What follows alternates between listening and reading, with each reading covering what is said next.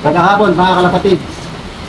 Nandito nga pala ako sa may 7 Avenue dito sa Merong Caloocan. Meron na naman ako na mission accomplished. Ito nga pala yung lock na ginawa ko kay Mr. Ryan. So, ang una ko pala papakita sa inyo, yung hagdanan kasi umulan di ako makakabay pala yung hagdanan na ginawa ko.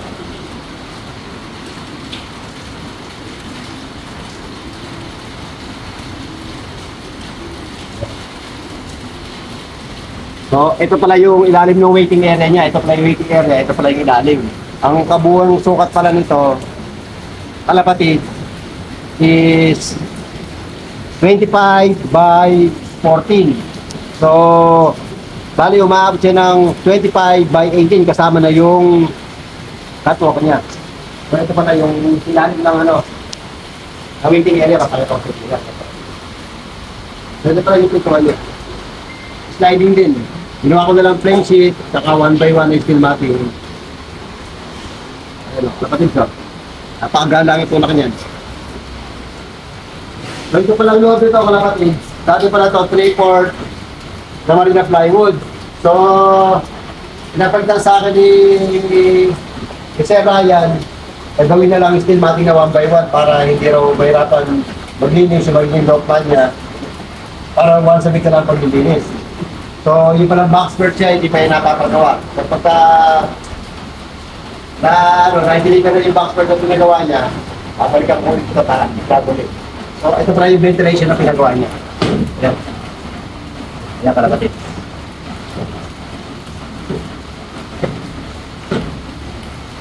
Tapos, ito pa.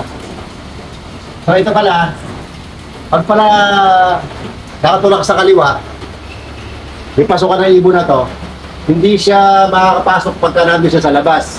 So, yung mga ibon naman pagka nandun sa loob, hindi naman sila makakalabas papunta ron sa labas. Kasi ito, double purpose. Pagka ito, nakahiga sa kanan, yung mga ibon, pwede nang dumako dito at pwede nang lumabas. Kaya hindi ko na siya nilagyan ng labasan dito.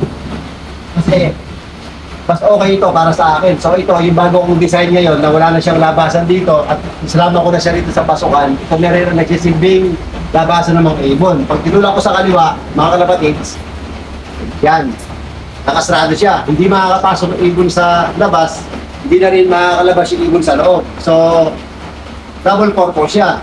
Yung ibon na nandun sa meron labas, pwede na siya magbabad doon. Kaya kung gusto mo siya papasukan at pakainin, hilahin mo lang ito. Kaya kalapatid. Ito yung bago kong design sa loob. Yan. So, ito pala yung sliding niya. Napaka-smooth itulak. Kaya kalapatid. Gawa rin ito sa reflect tsaka sa 1 by 1 na steel matting. Saka sa 1 by 1 na tubular. Gawa rin tayo sa next second section. Yan. Louvers ulit mga kalapatid. Kaya louvers ang ginagawa ko, mga swerte yung mga nagpapagawa sa akin, mga nananalo. Baka ito, baka mag-champion din ito. So dito sa may kabilang kwarto, sa pang second room, so sliding din na trap ang ginawa ko. Yan. Pag tinulak ko sa kaliwa, hindi rin makakalabas yung ibon. Pag tinulak ko sa kanan, pwede na silang dumako rito at lumabas doon kung gusto mo silang paliparin. Hindi na rin ako nagbutas dun sa merong harapan. Ito yung bago ko talaga design. Sliding yan. So wala pa rin box skirts to. Ito yung sa pang north and south niya. Dito yung south, dito yung north. So ito ventilation. Ayan, magkaroon ng ventilation kahit tanghali. Walang kainit-init sa loob. Ayan.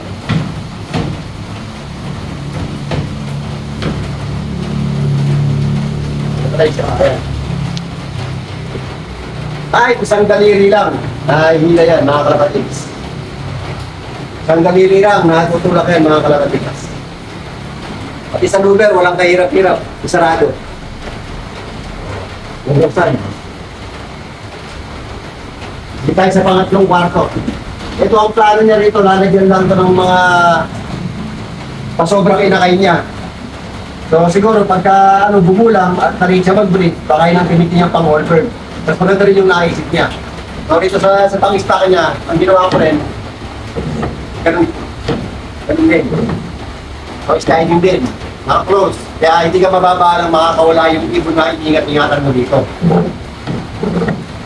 So So nandito naman tayo sa may aviary niya.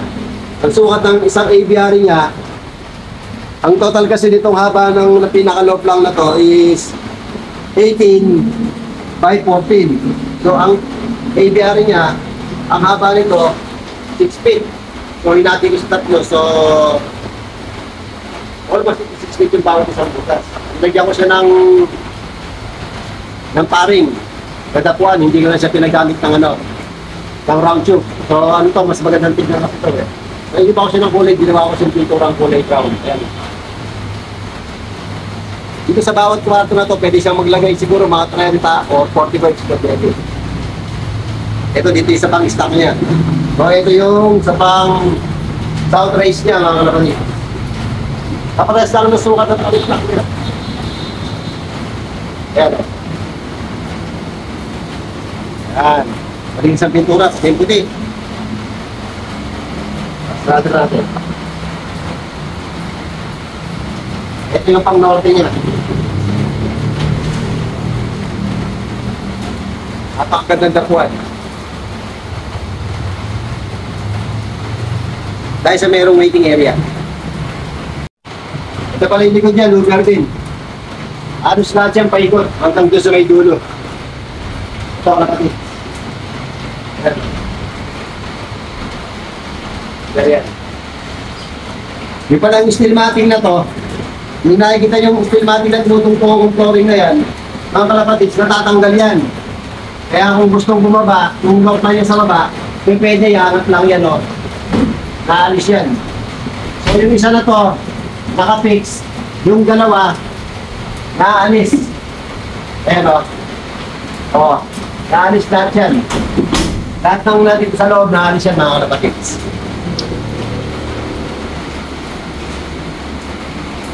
Kapag tayo sa merong aviary. Kapakita ko aviary sa iyo. Para palisan na pala yung aviary niya. Ayan, tingnan mo, napakagandang tignan. Yung sa kadiretsuhan niya, pag nakatapo yung mga ibon, alam mo talaga, isang veterano na manlalaro ang may-ari nito. Pero UV pa lang ang may-ari nito. Ayan, kalapati. Ito yung kalapati. Ito yung kalapati ng aviary. Okay, ito kalapati. Pero bato. Nakalapati.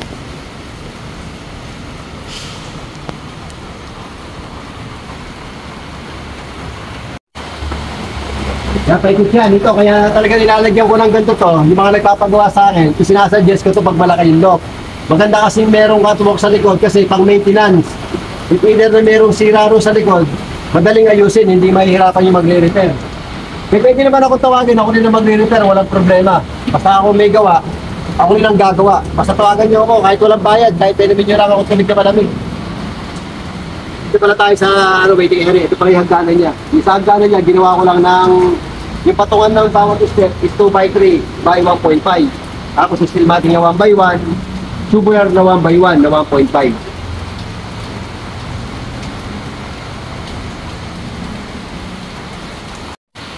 Mga kapatid, halos pala lahat ng ginagawa ko ng lock, puro plain sheet ang mga nilalagay ko kasi para sa akin ang plain sheet matibay kaysa sa hardtech sa panlabas. Ang hardtech sa panlabas, mas maganda sa panloob kasi pag nabasa ang hardtech, madaling masira, naiinitan, tapos nauulan na, labas lalo siya lumulutong. Lumalambot siya pag nabasa na siya.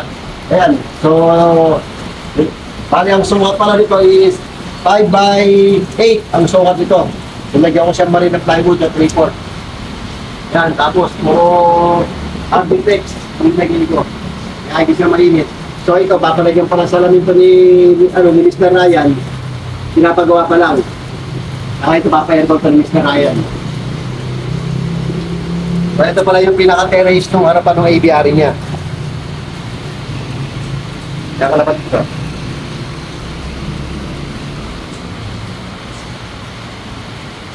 So, ito pala yung bubungan. So, nilagyan ko pala siya ng 1x1 style. Ayan. Ito pala yung niya. Yung pinaka-viewing sa ibabaw para mas lalong mabilag sa araw yung mga ibon.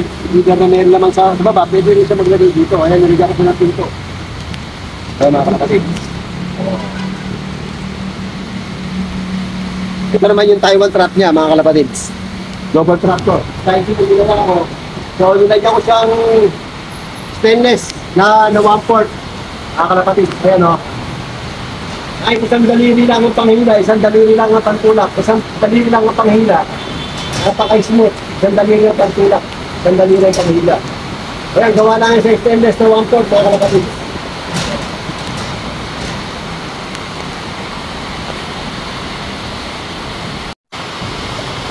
Ito pala dati ito, mga kalapatids, wala itong bubungan na to. Yan, din sa may hagdanan sa baba. Ayan, din yan. So, pinalagyan sa akin ni Mr. Ryan kasi pagka daw umuulan, tulad yan, umuulan, mababasa siya. So, okay naman yung ginagawa niya sa akin. So, ayan, nilagyan ko sa mga islang na nagbubukas sa baba. Tulad yan, umuulan, pag dumanta nga naman doon, hindi ka ganong basa-basa. Hindi mababasa ka ng konti lang. Nagpapasalamat pala ako kay RCH Lock, dun sa kaibigan ni Sir Ryan na siya ang nag-repair para sa akin na gumawa ng lock niya. Pakicheck na lang yung lock. Kasi Ryan, pagka meron pang dapat i-repair at ayusin, sabihan mo lang ako, aayusin ko. Kahit walang bayad. Basta gawa ko yung lock, walang problema, gagawin ko. Kahit tubig lang ibigay mo sa akin. Walang bayad, gagawin ko. Maraming salamat ulit, mga kalapatids. Thank you.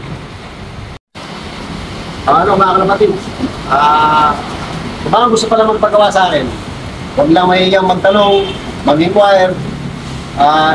Always naman ako mag-reply sa inyo pagka hindi ako busy kasi usually nag-online ako minsan sa bandang hapon, minsan sa alas 12. Marami palang salamat kay Mr. Ryan na nagtiwala sa akin na nagpagawa ng malaking lock. At napasalamat din ako kay Mang Ray dito sa guard niya na tinutulungan ako pagka meron akong kailangan, pag meron akong kailangan na gamit at matakbo agad sa hardware. At maraming salamat din sa mga hinibigay sa akin mga tubig-tubig. Maraming salamat sa mga nagtitiwala sa akin. O mga kalapatids, paano hanggang sa muli, ito nga pala si Mark Aguilos ng Kalumpit, Bulacan. Maraming salamat sa inyo lahat.